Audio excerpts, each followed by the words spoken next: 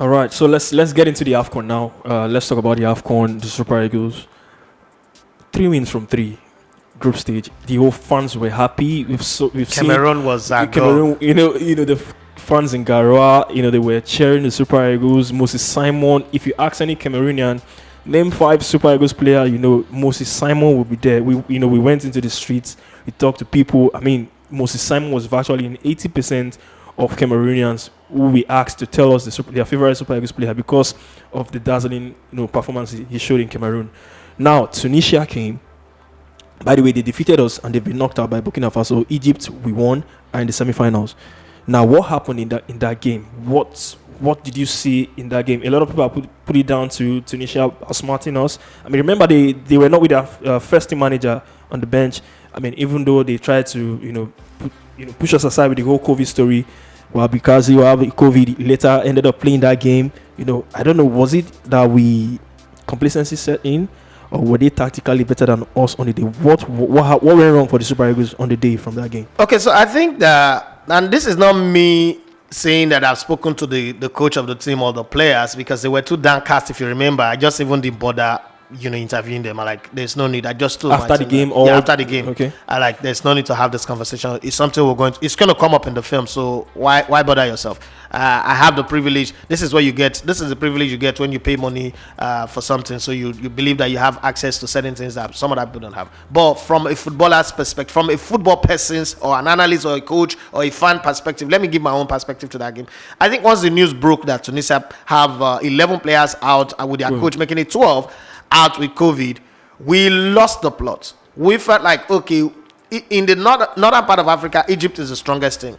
If we are beating Egypt with Mo Salah, complete with everybody, there is no way any team again can stand up to us. Now, missing 11 players means, they are not there. What we did not check was these players that have COVID, who are they? Are they first teamers or reserve players? Are they the regulars, or they are just some players that would not ordinarily make the team? Who are the most possible players to make the team? They were not there. So it goes back to when Genotro was here, and Nigerian media likes to make noise about this a lot. Genotro is earning $45,000. Now $45,000, he had 3 other backroom staff that he brought in. He's paying them from that money. So let's even say hypothetically he's paying each one of them $5,000 every month. So that's $15,000. In other words, he earns $30,000 for a coach. The coach of Morocco is earning $89,000, right? The coach of Egypt is about $110,000 every month. So let's not even bring all that one into the conversation now, because Nigerian sporting media almost make it, and poverty is a bad thing. I always say poverty is a bad thing. Poverty makes you judge everybody based on your pocket, which is very, very bad.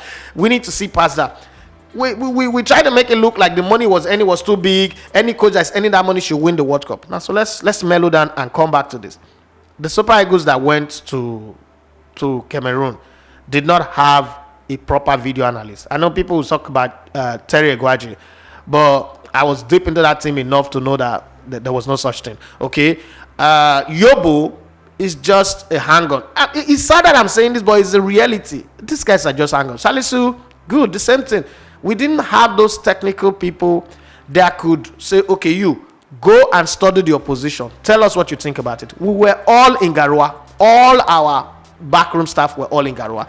There was nobody spying the opposition. But that's a normal thing in competition mode, where you have somebody spying on the opposition, telling you what they are doing in their camp. It could be a covert operation where the person is not popular. It can just come out, carry a media tag, and be like a normal media person who goes to watch their training. We didn't have that. Okay, so we took for granted some of the basic things that you should have as a team. Secondly, going into that game, after we beat Egypt, we get a little bit cocky. Nobody expected this team to do well. This team, during the World Cup qualifiers, remember in the Nations Cup qualifier, we took a 4-goal lead against Sierra Leone in Benin, and it ended 4-4. We played against Central African Republic, played against Cape Verde and Liberia. We were not good enough, like in the eyes of the people. But then we were barely, winning matches, and we qualified on top of our group. But what people wanted was this, exponentially beautiful football, brilliant football, and we gave those football in the first, second, and third game. In the game against Egypt, in the game against Sudan, and the game against Guinea-Bissau. But there were elements that were missing in those games that we didn't notice, because the problem with winning is it glosses over every cracks on your team. In the game against Egypt, Moses Simon was still found wanting. His crosses were still not as good as you expected. Chukwueze was not in the races. I can understand for Chukwueze because he's coming from a very, very terrible injury and he's struggling to find his feedback. So I understand that. But we did not deploy Chidera Ejike the way we were supposed to deploy him. And I can also understand the excuse of we didn't have Osimhen, we didn't have Leon Balogun to give leadership at the back, we didn't have Jude Ojo-Igalo, whose club did not allow to come, and because of that, he's decided to move to Al Hilal in the same Saudi Arabia. But that's a conversation for another day. Once we get to the Tunisian game, we should have prepared the way we prepared for Egypt, because everybody expected us to lose to Egypt 5-0, 3-0. And Nigeria, as far as I've concerned since forever, the Super Eagles always fail when you start praising them. It's not a today thing. It's not, so I'm not going to blame this set.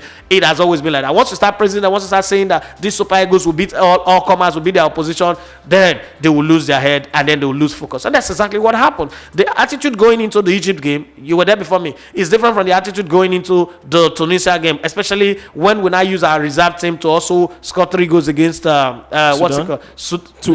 Guinea-Bissau. No, Guinea-Bissau scored 3 goals. So once we got to that point where forget, now Super Eagles will beat anybody. The only thing that we're not focusing on was Cameroon. I've started hearing people saying we're in Cameroon in the finals. We're in Cameroon in the finals, especially with the draws. They are coming from the other side. We're coming from this side. We'll beat everybody. Some people were even singing, "Give us Burkina Faso, give us Burkina Faso." But then look at what happened. We lost. Would we learn from it? Is this something that we can learn from? History tells me we cannot learn from it because this is who we are. Unfortunately, we've been knocked out of the tournament. And within this period was when I was reading the Sunday Ulises book. And guess what? Everything written in that Sunday Ulises book, if you read that book now and you go back to the events of this Nations Cup, you'll see that everything in that book is everything that is still happening. Meaning that we've not learned anything from our past. We just keep recycling the mistake. Different coaches, different set of players, the same problem. Different administrators, the same problem. It's not a Nigerian thing. We win tournament not because we come prepared for it. We win tournament. We are like Nigerian movies, some Nollywood movies, like The Chief Daddy 2, for instance, and some other Nollywood movies. They are not well scripted and giving attention to details as they are going. I know that people like Adele Kingsley will not be happy with me right now, but as they are going, they are improvising on it. They're just. It's not cast in stone that look, this is what is scripted, you must follow. If you look at Nigerian movie, you know that they are not scripted at all. People just, and that's exactly what happens with our football. As we go, we just improvise as we go, and that can't work. We must have a template for how our national team work, how they play, how they set up, how they prepare in terms of preparation. Yeah, we'll say that okay, the camp they were in Garoua is way better than what we see every time at a hotel.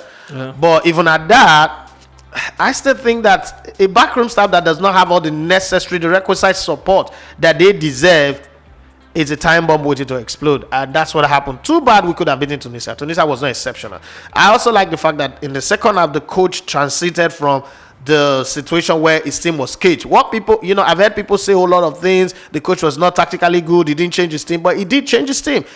He removed the entire front line. He removed Samuel Chukwueze, removed Moses Simon, removed what's it called? Kelechi Iheanacho and Taiwo Awoniyi. Yeah. That's good changes. But beyond that, he also changed the system from a 4-4-2 or 4-2-4, depending on how you want to look at it in the first half, to a 3-5-2. So he did what he could do. Sadiq Umar didn't score the goals, the chances that he got. No, but don't blame him because my biggest revelation for this tournament is not even Moses Simon. So Moses Simon have had a great time to play for the national team, prove himself, and be the best player. He's not really impressed me that much, but Sadiq Umar showed in this tournament. He's not played with this team. He's not blended. There's lack of team chemistry. We saw him progress very well in this tournament. If given the chance, it will be one of those guys fighting. I think one of the players that didn't really impress me that much was Taiwo Awoniyi. Yes, he did very well against Egypt, but then after that it started to peter out a little bit. It was being too cautious, it was being too careful, want to play the safe one. When you're a striker, you don't play safe, especially in a team where you made the leading striker. I think he was trying to put too much at the same level with Osimhen. He's pressing, running a lot and all that.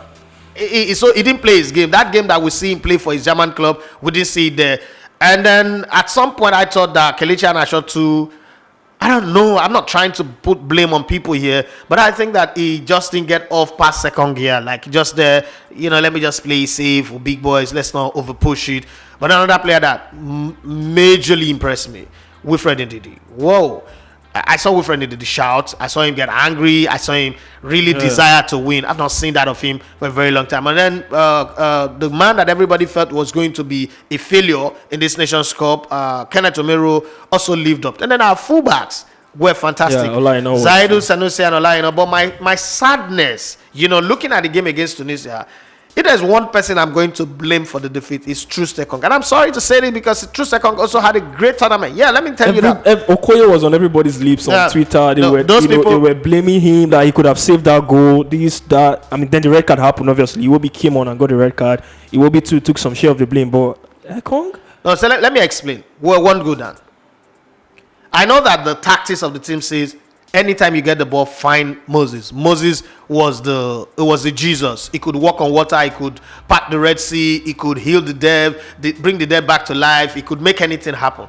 But on this game, you're a professional football player. You know that they've been holding him. In training, the most skillful player in training on the Super Eagles that went to Cameroon is Olaino. His ball control is incredible. Yeah. His usage of the ball is mad.